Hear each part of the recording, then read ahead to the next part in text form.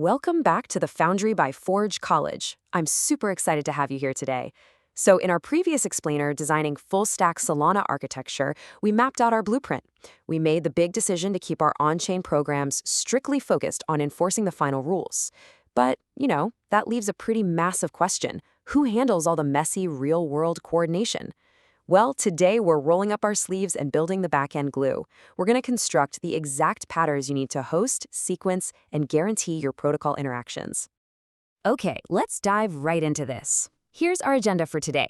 First, we've got building the backend glue, then the protocol adopter pattern, bulletproof impotency, conquering network failures, and finally, testing without live funds. Section 1, building the backend glue. Think of our backend as your ultra-reliable shipping dispatcher. In our last lesson, we established that the on-chain program is the absolute final truth. It enforces the rules. But off-chain, our Node.js setup handles all the messy real-world delivery retry logic.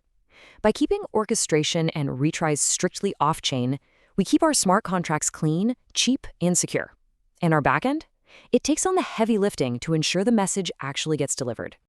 Because let's be real for a second, the blockchain network can be incredibly chaotic. It's kind of like a post office during the holidays. Packages just get lost. Imagine a user hits buy on your dApp, right? An RPC node times out, the front end throws a scary error, the user totally panics and rage clicks buy again, and boom, suddenly they own 2 overpriced digital hats. No way do we want that. Our backend glue is literally designed to prevent that exact nightmare scenario. Moving on to section 2. The protocol adapter pattern. Now, what's really interesting here is that when you're integrating with external protocols, you absolutely do not want your core logic dealing with a dozen different data formats. You want adapters. Think of them as the standardized shipping boxes for our delivery system. In our learning programs at Forge College, we always stress a clean workspace. So let's look at the actual blueprint of our solana-connectors setup. We've got 4 main files. First up, adapter.ts. This is where your protocol-specific logic lives and builds deterministic instructions. Then we have connector.ts, which handles all the dirty work, stuff like RPC batching, retries, and submission. Next is runintegration.ts, which is your high-level script that actually composes the flow. And finally, adapter.test.ts for unit tests using stubs and mocks. It's a beautifully organized toolkit. Inside that adapter file, there is a golden rule. Identical logical requests produce identical on-chain payloads. We call this deterministic instruction construction. We achieve this by using canonical serialization. You can think of it like a perfectly stable JSON stringify. Basically, it means that if we're packing the exact same items into our shipping box, we pack them in the exact same order every single time.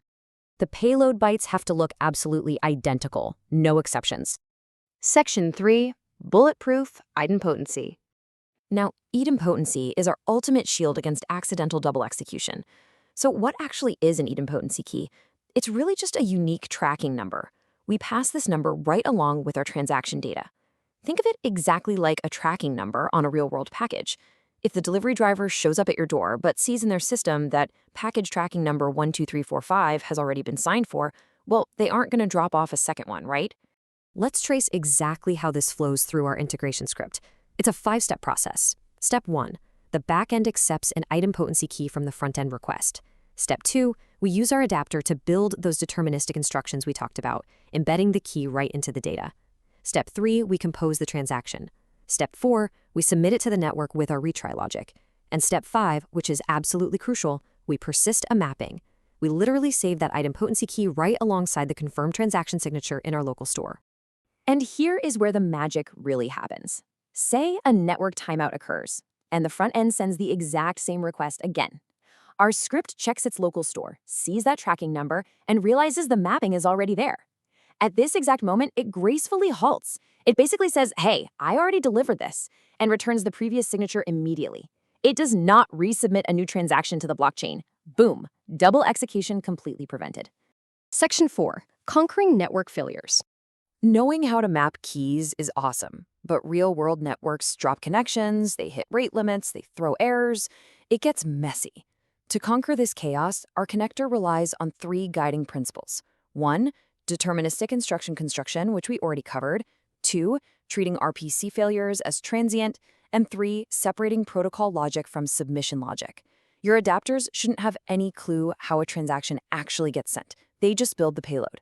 The connector is what handles the messy submission stuff. So, the crucial point here is that we must always assume an RPC failure is just a transient issue until proven otherwise. If your submission throws an error, don't immediately assume the network suffered some catastrophic meltdown. Instead, assume the RPC node just had a minor hiccup. Maybe a rate limit was hit or a connection was briefly reset. You just assume it's a temporary roadblock. Because we assume the error is temporary, we try again. And our starter code 5 is our maximum number of retries, using a library called p-retry. But we don't just endlessly spam the network. We use something called exponential backoff. Imagine a stubborn but polite delivery driver. They knock on your door. Wait a second. No answer? They knock again and wait 2 seconds, then 4 seconds. They wait a little bit longer between each attempt to avoid completely annoying the recipient. Section 5. Testing without live funds. Okay, so we never, ever want to practice our delivery routes using a live SOL. That is a quick way to lose money. So I pose this question to you. How do we test this chaos without losing real SOL?